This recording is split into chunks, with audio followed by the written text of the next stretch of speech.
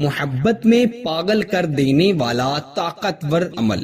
صرف 3 دن یہ عمل کرنے سے محبوب آپ کو کال پہ کال نہ کرے تو کہنا، محبوب ہمیشہ کے لیے آپ کا تابعدار بن کر رہے گا۔ محبوب کا تصور کرتے ہوئے یا اس کی تصویر کو دیکھتے ہوئے آپ نے یہ عمل کرنا ہے، باوجوہور کر کرنا ہے۔ خواتین اپنے خاص دنوں میں یہ عمل ہرگز مت کرے۔